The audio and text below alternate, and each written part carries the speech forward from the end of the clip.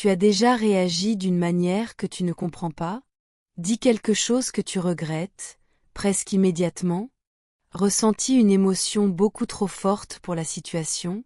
Comme si quelque chose en toi appuyait sur un bouton sans te demander ton avis? Tu t'es déjà demandé, pourquoi je suis comme ça? Pourquoi je m'énerve si vite? Pourquoi je m'attache trop vite?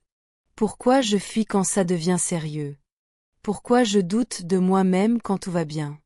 On te dit peut-être que tu es trop sensible, trop intense, trop compliqué, pas assez confiant, pas assez fort.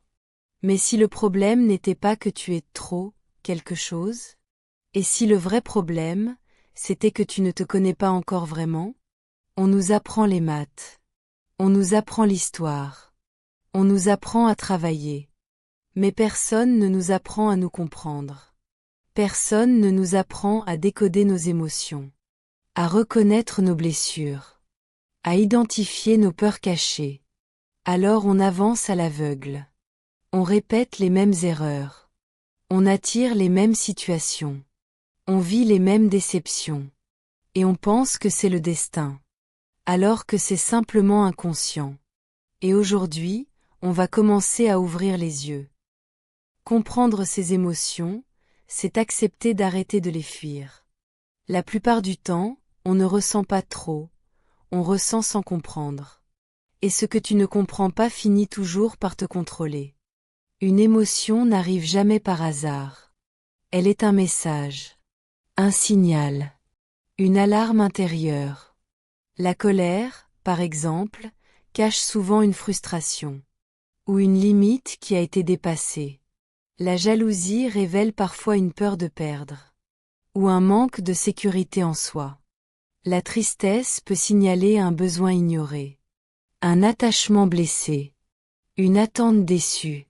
Mais au lieu d'écouter ces messages, on les étouffe. On accuse les autres. On se dit que ça va passer. Mais une émotion ignorée ne disparaît pas. Elle s'accumule. Elle s'intensifie. Puis elle explose au mauvais moment. Comprendre ses émotions, c'est ralentir. Se poser la question, qu'est-ce que je ressens vraiment? Pas ce que je devrais ressentir. Pas ce que les autres attendent. Mais ce qui se passe réellement à l'intérieur. C'est un acte de courage. Et c'est le début d'une vraie relation avec soi-même. Ensuite, identifier ces schémas répétitifs, c'est commencer à voir les boucles invisibles de sa propre vie.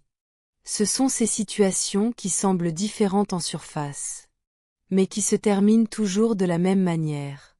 Les mêmes disputes, les mêmes déceptions, les mêmes peurs. Tu changes de personne, mais l'histoire reste la même. Tu changes de travail, mais le mal-être revient. Tu prends de nouvelles résolutions, mais tu abandonnes au même moment. Ce n'est pas de la malchance. Ce n'est pas le destin contre toi. Ce sont des schémas, des réactions automatiques que ton cerveau a apprises, des mécanismes de protection, des habitudes émotionnelles. Parfois, tu choisis inconsciemment ce qui te fait souffrir, parce que c'est familier, même si c'est toxique. Même si ça te détruit. Ton esprit préfère le connu à l'inconnu.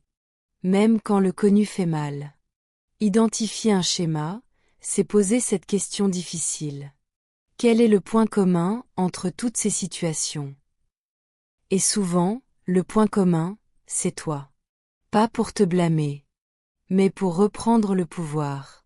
Car ce que tu peux observer, tu peux le transformer. Et c'est là que la liberté commence. Apprendre à se parler honnêtement, c'est arrêter de se mentir pour se protéger. C'est oser regarder ses failles sans détourner le regard.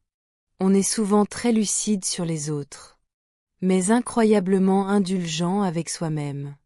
On trouve des excuses. On justifie nos réactions. On minimise nos erreurs. On accuse les circonstances.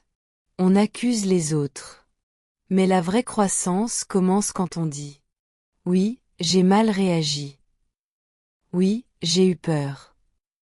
Oui, J'ai saboté cette situation. L'honnêteté envers soi-même n'est pas de l'autocritique violente. Ce n'est pas se rabaisser. Ce n'est pas se juger sans pitié. C'est être lucide avec bienveillance. C'est reconnaître ses blessures sans s'y enfermer. C'est accepter ses zones d'ombre. Sans les nier. Sans les dramatiser. Se parler honnêtement, c'est remplacer les illusions par la vérité. Même quand elle pique.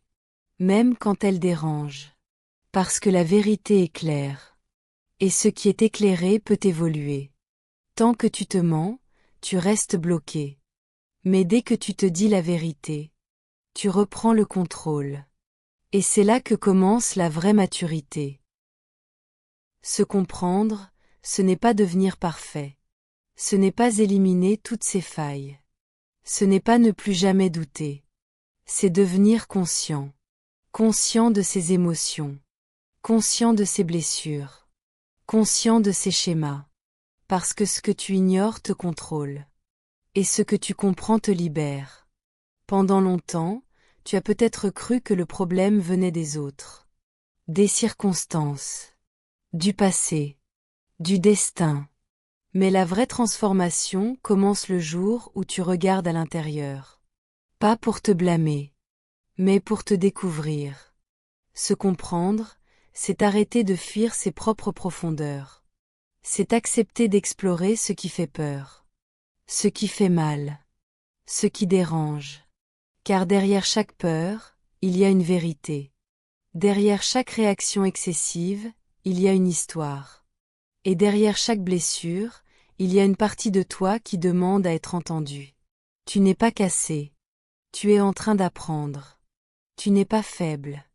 Tu es en train de devenir conscient. Et la conscience est le début de la liberté. Alors commence aujourd'hui. Apprends à te connaître, et tu commenceras enfin à te choisir. Et si tu es encore là à la fin de cette vidéo, je veux simplement te dire merci. Merci d'avoir pris ce moment pour toi. Merci d'avoir eu le courage de regarder à l'intérieur. Se comprendre, ce n'est pas un chemin facile. Ça demande de la patience. Beaucoup de douceur envers soi-même.